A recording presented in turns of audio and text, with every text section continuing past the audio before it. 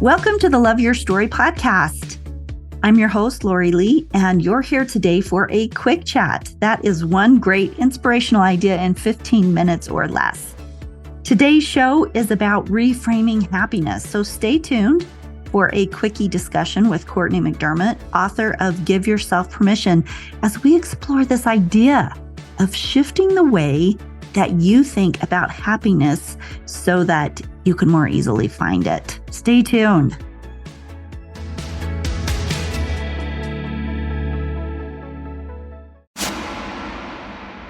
Stories are our lives in language. Welcome to the Love Your Story podcast.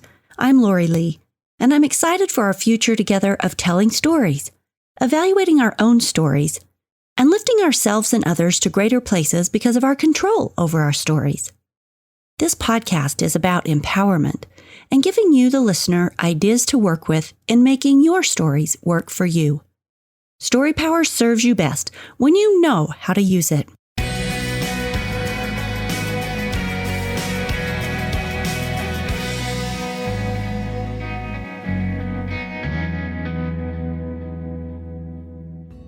I'm Lori Lee. And I'm Corney McDermott. Hey, Courtney. Hey. Let's talk about reframing happiness. Sure. Let's do it.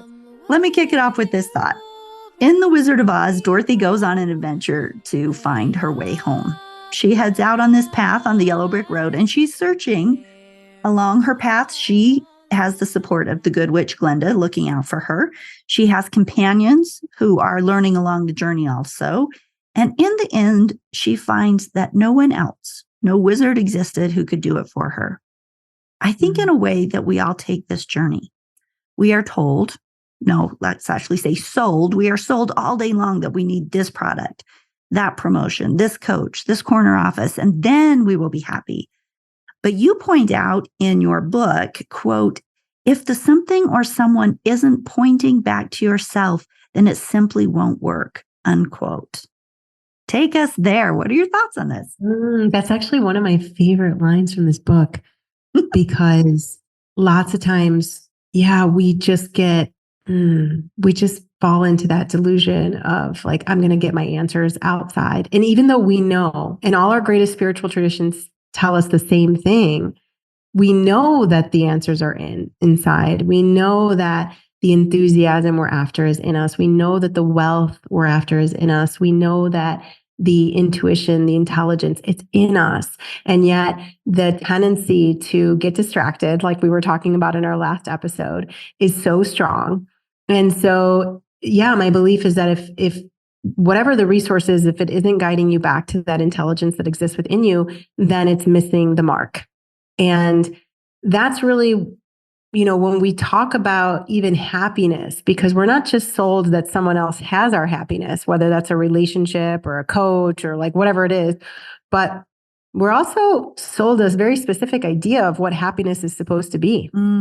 That's a great point because culturally we are. And what if our happiness doesn't necessarily align with that? I can see how there would be this space of questioning, I'm supposed to want this. This is supposed to make me happy. Why isn't that working? Am I broken? That's a really interesting thing to think about. Yeah, I love the fact that you brought that in because most of the time we're not even questioning it. We're not even questioning it. Yeah, I think right? That's true. We're just like, oh, but that's just what it is. I was doing that for a really long time. And I actually talk about this in my first book. Like I got to the place that's supposed to equate happiness. When you get here, you're supposed to be happy. You have all the things and, all the gold stars. And I just wasn't happy. I actually called it being miserably successful. Like I was miserably successful. And even, in my personal life, I had all the things. And so it really unraveling that story of happiness and being like, maybe happy to me might not even look like happy to everyone else. For me personally, I realized, wow, like I got all these things, but I'm not happy. Again, coming back to your question, well, does that make me a bad person? Or did I really miss the boat on this one? And I had missed the boat because I had always chased those externalities thinking that that was going to solve the problem of what was making me feel insecure, what was making me feel lesser than, or that I needed to prove myself, or whatever those things were. And the more I started to really kind of get with that and give those things to myself and become, to your point, of whole in myself, then all those things could really come in ways that actually I didn't even need them anymore in any way for my completion. And they came as just these marvelous gifts that sat on top of my own sense of connection with, as well, with the intelligence that we were talking about in our previous episode together. There is so much truth in what you're saying. So let's talk about, how do you reach that place where you're able to consciously just tune in to your own self-worth, your own being? What does happy and contentment look like for you? I mean, how do we get there? Because I think you're really true. And I have some examples in my life of some people who they struggle with worthiness. They struggle with feelings of being enough because they aren't hitting all those cultural milestones. So it's like, I must not be good enough, right? I'm not doing it that way, or I'm not inclined. I don't feel motivated to do it that way, so that I must be broken. Like, how do we find that space of self-acceptance and self-worth?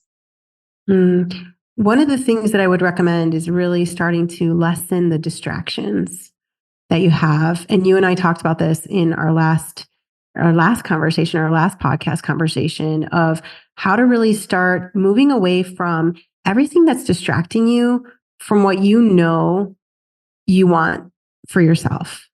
You you want to feel this way. And so instead of maybe, the endless scrolling or whatever else that looks like, how do I actually start to dedicate more and more time? And you don't have to start with, oh, I'm going to sit in a cave for a week and I'm not going to have any, access to anything. I would say really starting small, but building that devotion up over time, because it's about being devoted to you.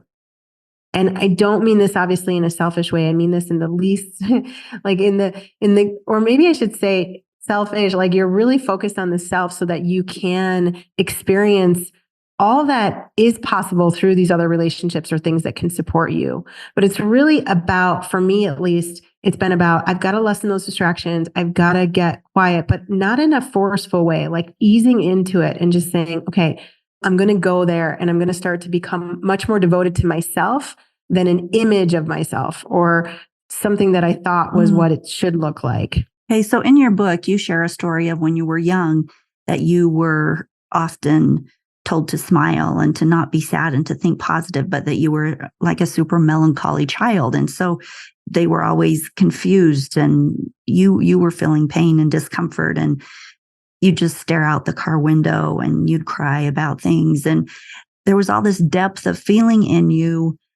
And then you talk about how you had to give yourself permission over and over to feel, and that was okay to be you and to have all those feelings, to be the you that you were. Tell us a little bit about that, and how giving yourself permission to really be yourself and fill into who you were and that empathic nature, how that comes about to creating this wholeness and this personal happiness.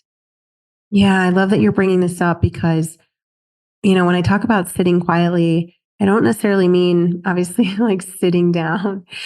I really mean exploring the depths that you're talking about here and allowing yourself to really experience all of it. I think that's where the wholeness piece comes in. Like, it's all you and it's all okay.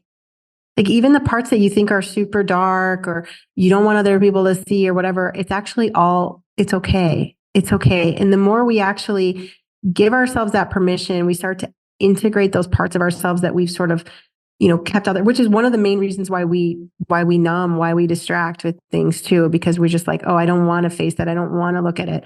But the crazy thing is that when we actually go into that depth of feeling and knowing ourselves more and more, the more we actually can start loving ourselves. And the happiness that I talk about, like lots of times someone will look at me, and one of my moments where I'm just so deeply blissed out and I'll just be bawling. Like, I'll be bawling my ass and I'll go, what's wrong? And I'm like, it's just so beautiful. Like, life is so beautiful. All these parts of ourselves that we negate, that we deny, it's all so beautiful. And that's the integration. And then from there, you actually do choose. You actually do get to choose more thoughtfully.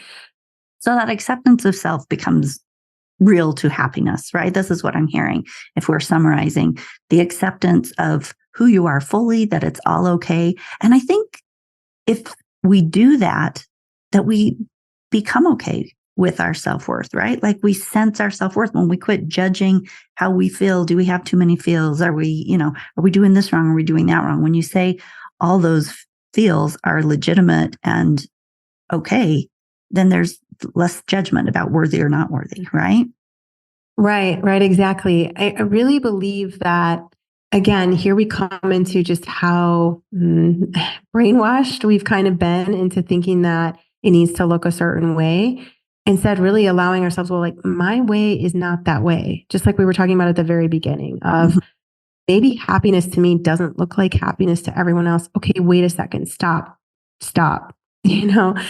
What does it look like? Or just starting to ask some of those questions, because then that's where you start to move into a much more mindful realization of your life and of who you want to be and who you can be. And the realization that it doesn't depend on somebody else, that work's going to come from inside of you, just like Dorothy in the Wizard of Oz. She, takes this whole lifelong adventure to figure out that it's within her that she's going to find that space of peace. 100%. The ruby slippers were on you the whole time. Yeah.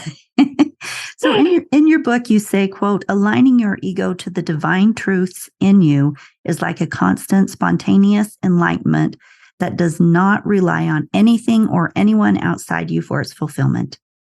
Mm-hmm. That's really lovely, like Flo. What do you have to say about that as we close up this episode? Well, this is reminding me of a big talk I gave in Colombia last year in Bogota. Actually, I was about to take the stage and I was behind stage. And in the past, before I would get into a big event like this, I would be thinking of all the things I had to do right and, just get it right and perfect speech and all this other stuff. But I was actually backstage praying for, what you just talked about, which is like the ego. Great. I love her, the character. We've all created these characters. Fabulous. Let that character be in service to this intelligence. Everything that it's done, all the experience that it's had, all the things. And I was back there, and while my dear friend was presenting me, she hosts these amazing, huge events, and she was presenting me and just kind of listing off all the accolades and things that we were talking about I think also in previous episodes of like, you got there, you're not there. But anyways, she was doing that. I was backstage and I was just like not paying any attention to any of that because I really wanted to just let that intelligence work through me. And it's exactly what you just read from the book is like, you just feel this spontaneous all the time. You just feel like, wow, I'm kind of blissing out on whatever's happening because I'm not trying to force it into a specific way. And it is the same way with happiness. It's like, you don't even know right now maybe what it's going to look like. I certainly don't day by day. I don't. I just wake up and I'm like so excited for no apparent reason whatsoever. It's not like, oh my God, I've got the biggest meeting of my life today or whatever. It's just like, I'm just so excited because I have no idea how the unfolding is going to go. And it's living in that majesty and really putting your character in service to it. And it's phenomenal what happens on the other side. Okay. So in summary, as we close up, what are your points that basically summarize this talk, but for reframing happiness? What are the things we need to remember? Well, I think here it's a bit more elusive than the other topics we've discussed up until now. For me, it's really, again, just getting with what does happiness really mean to you? And these seem like maybe cliches or maybe things that you've tried before, but just sticking with like, okay, I have my own knowing about what I care about, what's important to me, what lights me up. And we didn't really use that expression here, but that's it right there. What lights you up? I think if I had to summarize, I'd say there are things in you. There are things that you know, both intrinsically, but also extrinsically, externally, that might be in your environment that really, really light you up. What is that? Those are hints to your brand of happiness. Those are those glimmers of happiness that are yours and yours alone. And I'd say really, really seeing about getting with those first and seeing where it takes you, because it's an exciting ride. Thank you so much for being here today. Cortney McDermott is the author of Give Yourself Permisson, Be Confident, Be Happy, Be You. All her contact information will be in the show notes, and her book goes into more detail on all of these things. So if you want more, that's where you go to find it. If you like this episode, please consider sharing it with a friend. It's all about doing good in the world, and this is an easy way to share some inspiration. We'll see you in 2 weeks for our next episode. Live with intention.